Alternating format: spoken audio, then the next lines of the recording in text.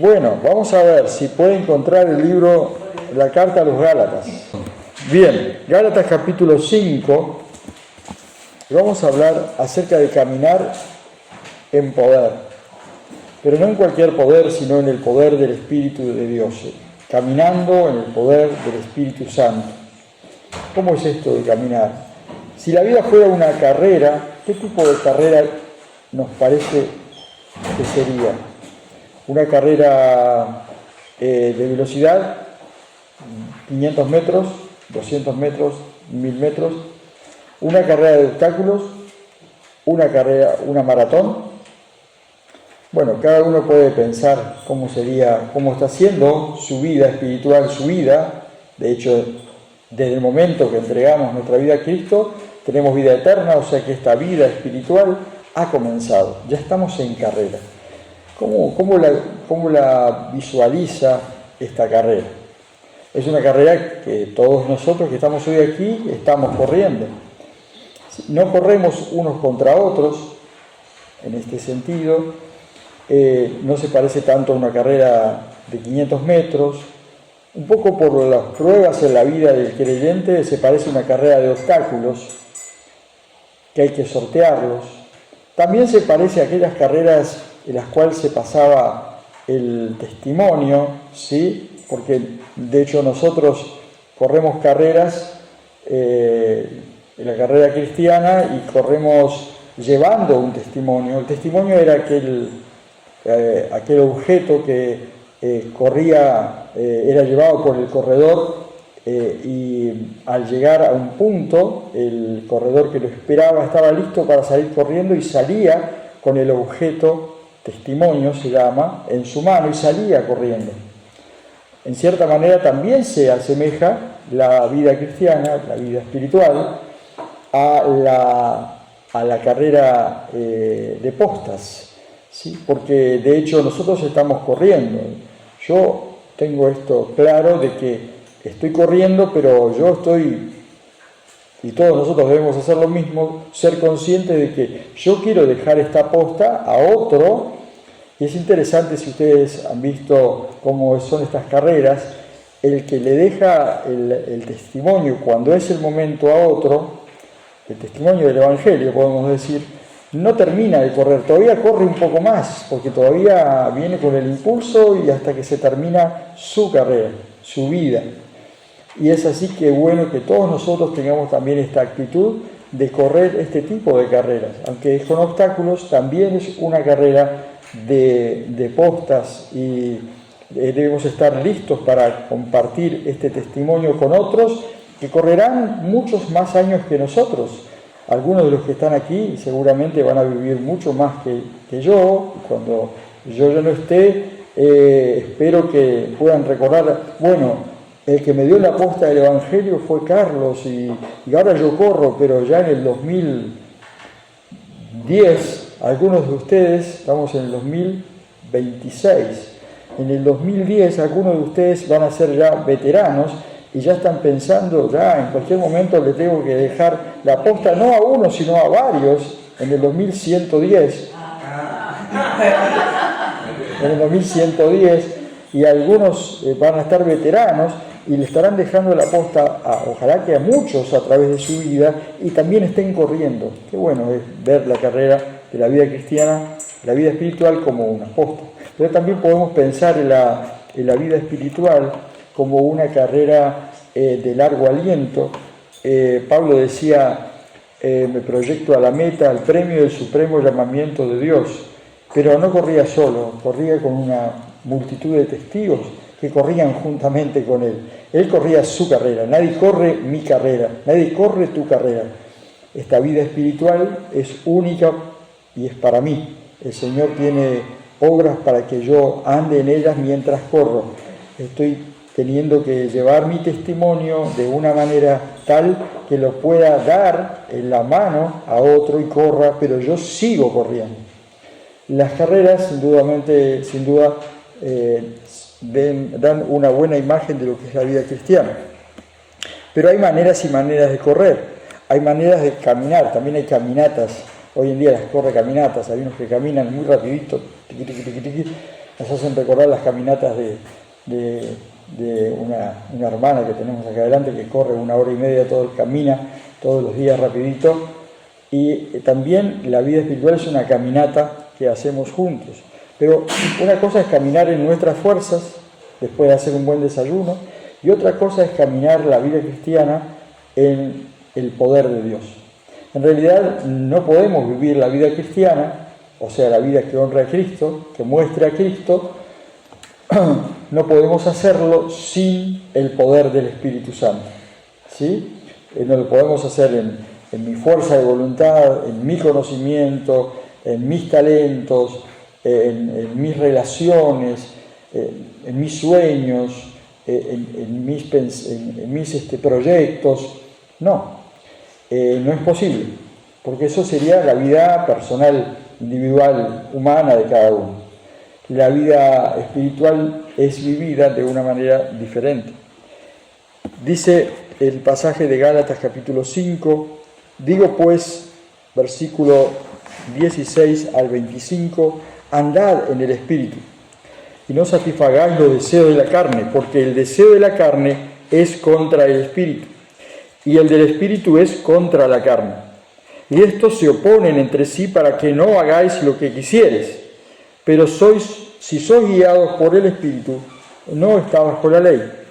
Y manifiestas son las obras de la carne, que son adulterio, fornicación, inmundicia, lascivia, idolatría, hechicerías, enemistades, pleitos, celos, iras, contiendas, disensiones, herejías, envidias, homicidios, borracheras, orgías y cosas semejantes a estas, acerca de las cuales os amonesto, como ya os he escrito antes, que los que practican tales cosas no heredarán el reino de Dios.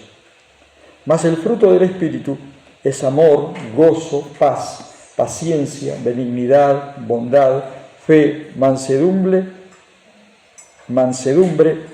templanza. Contra tales cosas no hay ley. Pero los que son de Cristo han crucificado la carne con sus pasiones y deseos.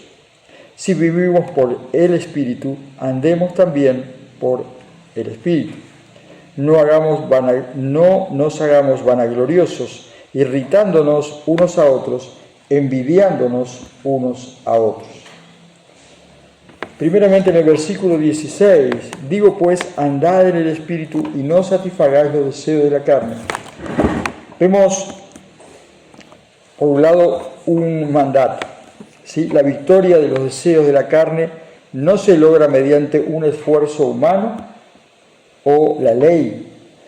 Esta advertencia, a través de varias cartas, Pablo está hablando a los creyentes en las iglesias en Galacia y en otros lugares, porque muchos creyentes entendían que, al fin y al cabo, por mi fecha de nacimiento, por mi lugar de nacimiento, por mis conocimientos de la ley, por mi práctica de la ley, recordamos el joven rico, entre otros, gente que creía que por sí mismo podía llegar a Dios. ¿Qué le faltaba? Y la verdad es que nadie puede correr, caminar, andar la vida cristiana en su propia fuerza, si no es por el poder del Espíritu Santo. En Romanos capítulo 8, versículo 13, afirma que es necesario el rendimiento diario a la guía del Espíritu Santo. Porque si conforme a la carne moriréis, porque si vivís conforme a la carne, moriréis. Mas si por el Espíritu hacéis morir las obras de la carne, viviréis. Esta idea de hacer morir la carne es la idea de la renuncia, ¿sí? La idea de la voluntaria renuncia de todos los creyentes. La vida espiritual no es algo que... la vida de obediencia, al fin y al cabo, no es algo que nosotros podemos vivir de una manera automática. Me entregué a Cristo y ya, por ende, comienzo a andar de una manera diferente. Naturalmente. No es así. Por esto es tan necesario tener esta relación que tenemos con Dios de cada día, que transforma nuestros pensamientos, nuestras decisiones, nuestros sentimientos, nuestros planes, pero todo esto es a partir de nuestra relación con Dios, que comienza cuando nosotros, al fin y al cabo, todos los días, nos enfrentamos a ver cuál es la voluntad de Dios. Para eso abrimos la Biblia, la palabra de Dios. Hoy veíamos en la escuela dominical que la voluntad de Dios no se nos revela de una manera fantástica, sino tenemos la palabra profética más segura, la Biblia. No es ¿con quién me casaré? Bueno, la Biblia tiene ciertas indicaciones, hablando de casamiento. No es el primero que pase por la puerta, ese será para mí. Cuidado, ¿sí? Porque le podemos llevar algunos sustos con el próximo que pase por la puerta. Tenemos que buscar entonces un ejemplo en la Biblia, en la palabra de Dios, algunos datos, algunos tips de Dios que nos dicen por dónde es que yo voy a tener mi esposa, si Dios lo quiere para mí.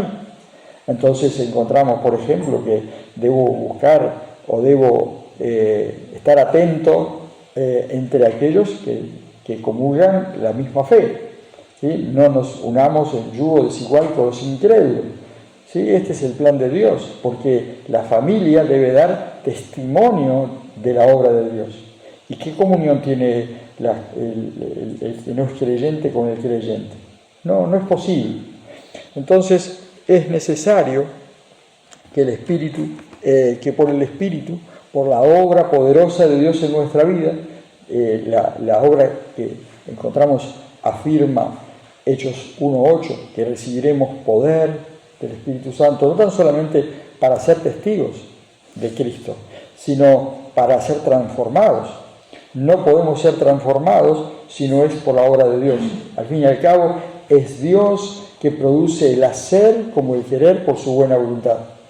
Lo que sí es necesario es nuestras decisiones, pero la obra la hace Dios en nuestra vida. Pero tenemos que dar lugar a que Dios obre en nuestra vida. Por un lado se nos dice que no demos lugar al diablo, pero no tenemos que olvidarnos que sí tenemos que darle lugar a Dios en nuestra vida, en nuestros pensamientos, en nuestras decisiones. Hay un conflicto, dice Gálatas 17 y 18, en nuestro interior. La verdad es que hay muchos conflictos en el mundo, pero y que a veces van, vienen, crecen y decrecen, aparecen como que desaparecen y vuelven a aparecer nuevamente. En el cristiano, en el creyente, hay un permanente conflicto. Vivimos en conflicto. A pesar de eso, el Señor Jesús promete una paz que sobrepasa todo entendimiento. ¿Cómo es posible vivir en paz en medio del conflicto? Da para una buena charla, por lo menos para pensar. Sí, Dios promete paz, una paz que va más allá de las circunstancias. Sin embargo, el creyente interiormente vive en conflicto. ¿Cuál es el conflicto? Vamos a ir a estos versículos. Versículo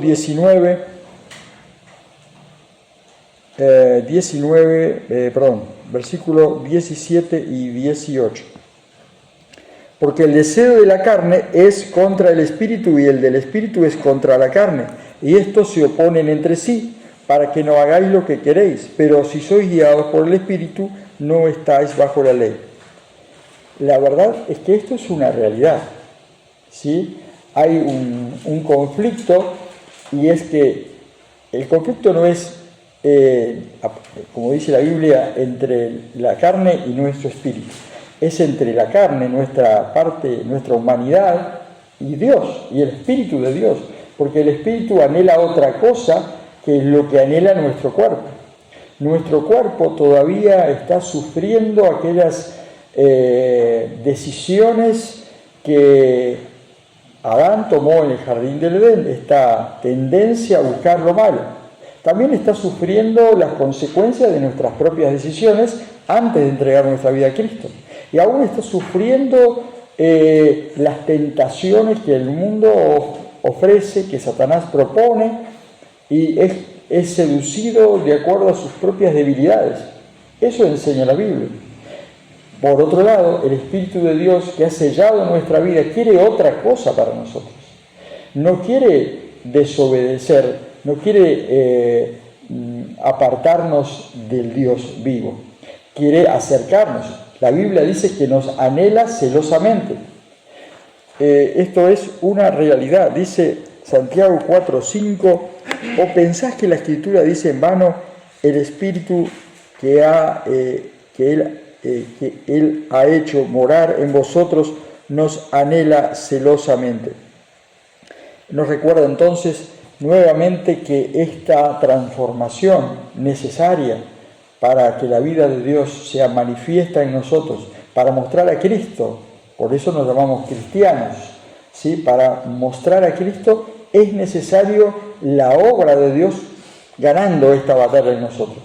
Si pensemos que hay una batalla, nosotros en Uruguay nos es más fácil pensar en el deporte más que en una batalla, porque las batallas, gracias a Dios, las hemos dejado en los libros de historia, ¿sí? Hace años atrás. Pero lo que sí vemos rápidamente en nuestra mente son las contiendas que a veces terminan en batallas campales en el fútbol. Y siempre hay uno que va ganando y otro que va perdiendo. ¿Quién va ganando? Hay alguien que va ganando y alguien que va perdiendo en todo caso en mi vida. El Señor es vencedor, es vencedor.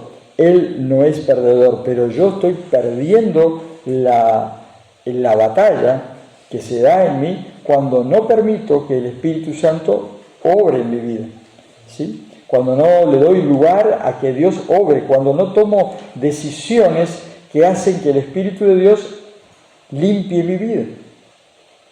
El agua sacia nuestra sed, pero tenemos que tomar la decisión de abrir la canilla. La palabra de Dios sacia nuestra alma, pero tenemos que tomar la decisión de leerla. De la misma manera que yo sé que Dios me perdona, pero tengo que tomar la decisión de arrepentirme y pedir perdón al Señor. No es que haya cosas que yo haga que transformen mi vida, pero hay acciones, hay decisiones, como congregarse, leer la palabra de Dios, orar, ayunar delante del Señor, compartir el Evangelio, dar mi testimonio, todos estos ejercicios espirituales que el Señor nos propone para que su influencia transforme nuestra vida, que necesitan decisiones de nuestra parte.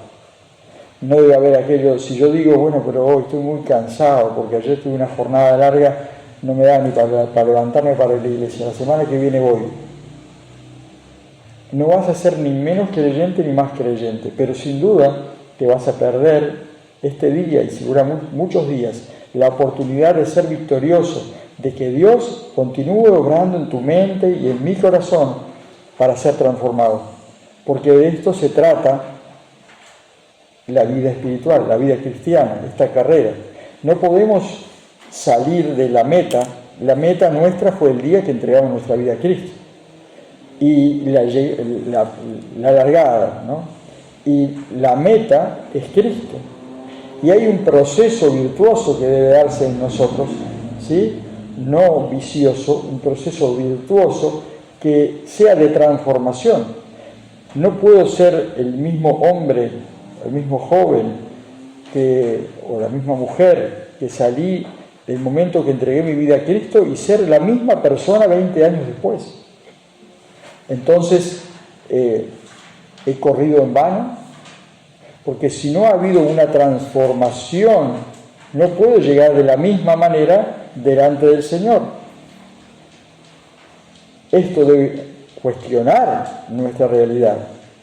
Más allá del momento, del minuto del partido, cómo vamos, perdiendo o ganando a nivel espiritual.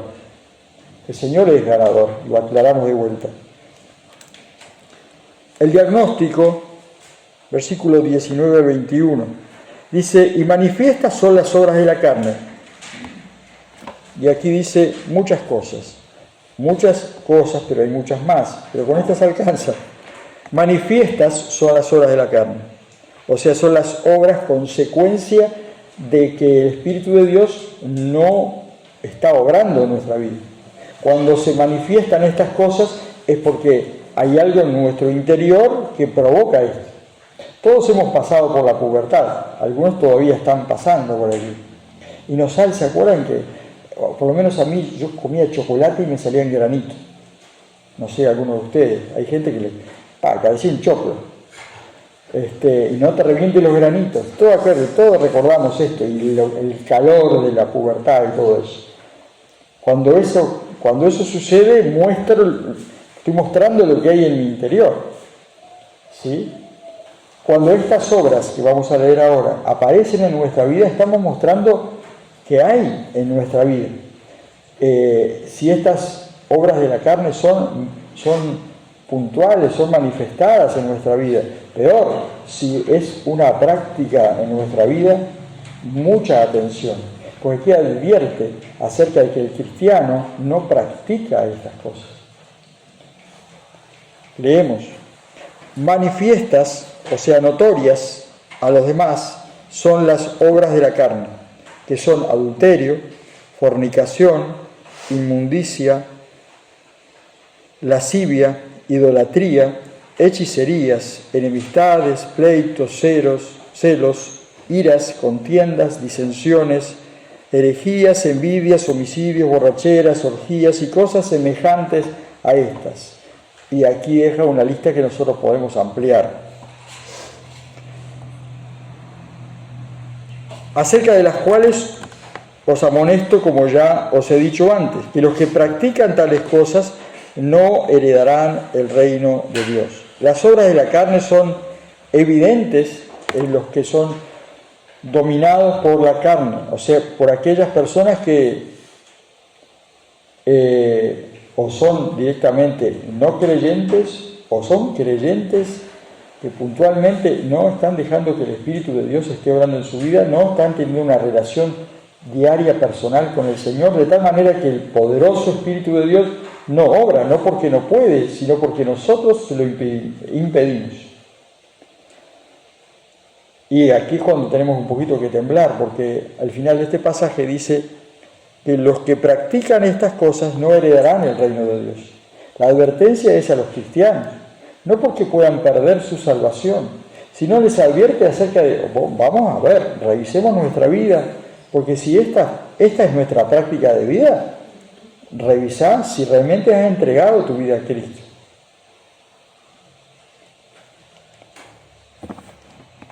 Primera de Corintios 8, 6, 9 al 10 presenta una lista similar, con conductas que advierten sobre ser excluido de la presencia de Dios si no hay arrepentimiento.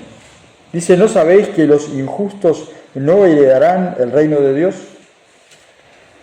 No erréis, ni los fornicarios, ni los idólatras, ni los adúlteros, ni los afeminados, ni los que se echan con varones, ni los ladrones, ni los avaros, ni los borrachos, ni los maledicientes, ni los estafadores heredarán el reino de Dios. Esto que estoy diciendo acá, algunas de las cosas de estas listas, seguramente en el mundo son aceptadas y digan, bueno, está bien, es lógico que quien es un asesino, por ejemplo, no herede el reino de los cielos. Pero habla de cosas muy cotidianas y muy aceptadas hoy en día, y la Biblia las pone en la misma lista. No soy yo, la palabra de Dios lo dice, yo lo creo. Pero en medio de esta lista, si la anotamos, y no vamos a ver el significado de cada una de ellas, pero creo que todos lo conocemos, al lado de adulterio, fornicación, inmundicia, idolatría, hechicerías y enemistades, encontramos celos, iras, envidias, al lado de homicidios. Y esto nos tiene que hacer reflexionar brevemente acerca de que no hay pecado pequeño o grande delante de Dios, sino hay conductas que están en contra de la voluntad de Dios y conductas que agradan a Dios.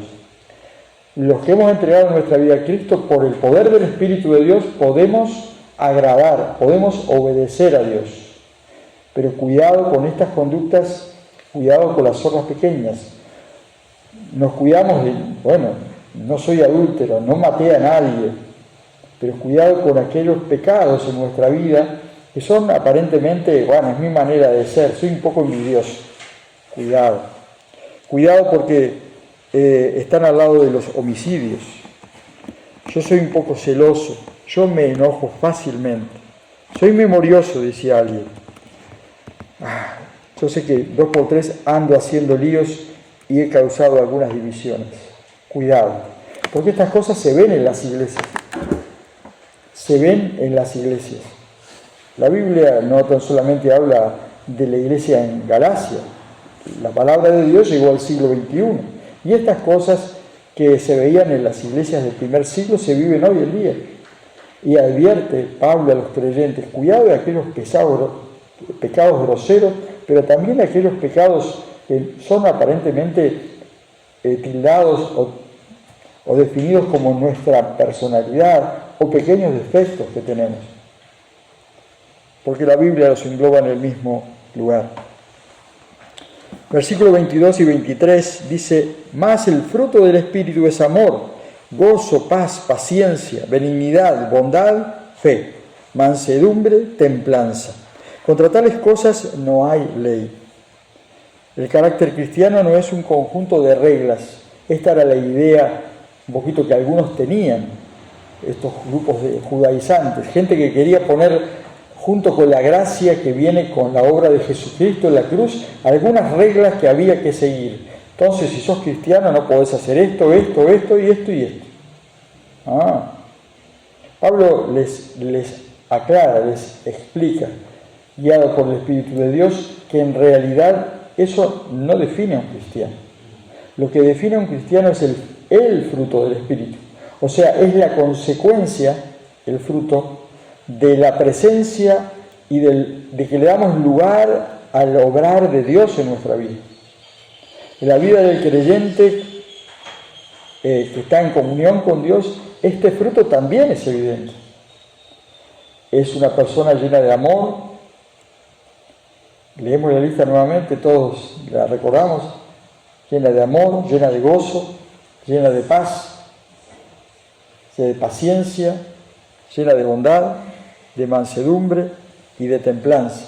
Y podemos decir, bueno, yo no conozco a nadie que tenga todas estas características juntas. Es un capo espiritualmente hablando. Pero la verdad es que somos todos los creyentes llamados a manifestar este fruto en nuestra vida. Unos más, otros menos. Pero si hay alguna parte de este fruto, de la consecuencia de la presencia y la llenura del Espíritu de Dios poderoso en nosotros, que produce, solamente Él puede producir que yo sea amoroso, que tenga paz, que yo viva con gozo. Solo puede producir Dios en nuestra vida, que sea una persona bondadosa, de paciencia. Solo Dios puede hacer que yo sea manso. Solo Dios puede hacer que yo sea humilde. Cada uno seguramente pone su nombre en ese lugar, porque todos tenemos algunas áreas en las cuales no, si pensáramos en este fruto del Espíritu como la luz, ¿sí? Ustedes saben, todos sabemos que los colores, ¿sí?, vienen a partir de la descomposición de la luz. Todos lo vimos en el liceo, esto, ¿verdad? Y pensemos en el fruto del Espíritu como la luz de Dios en nuestra vida. Cuando la luz de Dios en nuestra vida es manifiesta, y esto no es algo mágico, sino es el proceso de transformación y la evidencia de la presencia continua en nuestra vida. Consecuencia de haber tomado tiempo para orar, tiempo para leer la Biblia, tiempo para congregarse, tiempo para testificar, en nuestra vida comenzarán a aparecer permanentemente en nuestra vida, si estamos en Cristo, los colores del fruto del Espíritu: amor, gozo, paz, paciencia. Tal vez alguno de esos colores no se ve bien. Bueno, tenemos que estar más agarrados a Cristo. Tal vez hay algo que nos falta y necesitamos más del Señor. Abracemos más al Señor, estemos más en contacto con Él, busquemos del Señor todo lo que Él quiere darnos. En Cristo estamos completos. Ayer le decíamos el matrimonio, al novio del matrimonio, en Cristo están completos. En Cristo estamos completos. Cada uno de nosotros estamos completos en Él.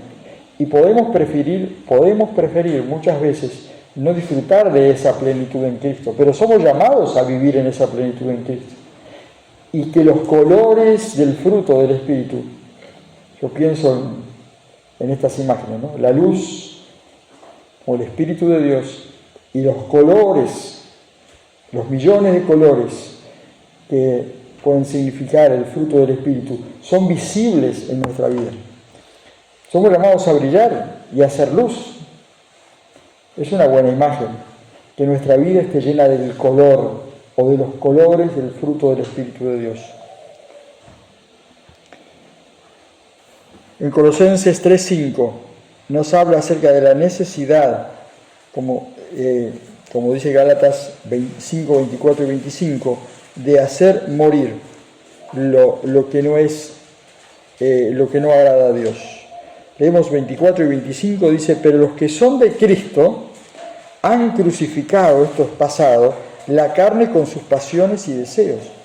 Esto ya ha sucedido, según la palabra de Dios, hace, no sé, 1 año, 2 años, 10 años. Esto es una realidad espiritual.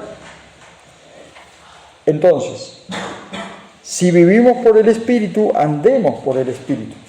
O sea que cada creyente ya, no dentro de 10 años, ya hoy tiene la oportunidad, la posibilidad de brillar como Cristo nos mandó brillar con su luz, con todos los colores.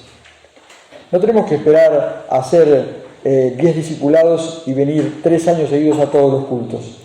Hoy, si yo doblego mi voluntad a Cristo, si me arrepiento de mis pecados, si hoy le busco, no tan solamente aquí en el culto, sino todo el tiempo estoy buscando del Señor, quiero que tu luz brille en mi vida, quiero que los colores de tu presencia, de tu luz, del fruto de tu Espíritu sean notorios, que yo sea una persona llena de amor, gozo, paz, paciencia, benignidad. Quiero obedecerte. Es posible, no hay que esperar el año que viene. Hoy es posible comenzar a hacer estos cambios, no nosotros. Es posible a través del poder del Espíritu Santo en nuestra vida. No nos hagamos vanagloriosos, irritándonos unos a otros, envidiándonos unos a otros. Es interesante este último versículo, hermanos, para terminar, porque otra vez pone una de las palabras que están dentro del grupo de las obras de la carne, y habla de la envidia, ¿sí? En el medio de un montón de pecados groseros, obras de la carne. Y entonces les recuerda nuevamente: cuidado, hermanos, con las obras que nuestros miembros de nuestro cuerpo hacen. Cuidado con lo que decimos, con lo que hacemos, con lo que pensamos, con nuestros planes, con lo que manifestamos, con lo que hacemos. Cuidado, por supuesto, con el adulterio, la fornicación y todo lo demás, pero cuidado con la envidia, la ira, el enojo, las divisiones, porque esto es obras de la carne y no agradan a Dios. Pero la buena noticia es que sí podemos hoy, aquí y ahora, agradar a Dios. Comenzar a seguir corriendo, seguir en esta dinámica. Como dice Juan 15, separado del Señor no lo podemos, pero en el Señor lo podemos hacer.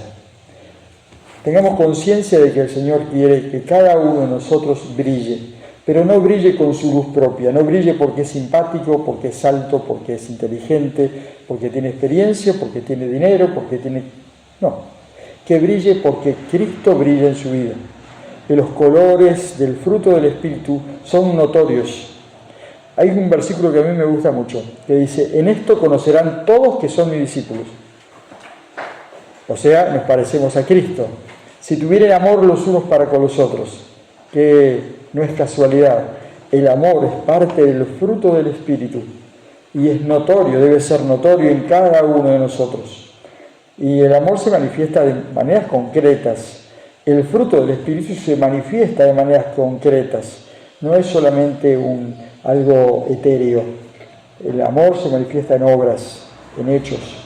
El gozo se manifiesta no tan solamente en una sonrisa, en acciones. El Señor hable a nuestros corazones en esta mañana. Vamos a orar. Padre Celestial, te damos gracias, Señor, porque podemos vivir y correr esta carrera espiritual siendo transformados todos los días. Gracias porque tu Espíritu Santo, que nos anhela celosamente, quiere brillar en nuestra vida, y que el fruto del Espíritu, tu fruto, Señor, en nuestra vida, sea notorio a todos los que nos rodean, y lo acepten o lo rechacen, sea claro, de tal manera que no nos confundan con una persona que no conoce a Cristo, sino con una persona diferente al mundo, que brille, y nosotros refiramos ese brillo a Jesucristo, a la obra del Espíritu Santo en nuestra vida. Gracias, Señor, por esto. En nombre de Jesús. Amén.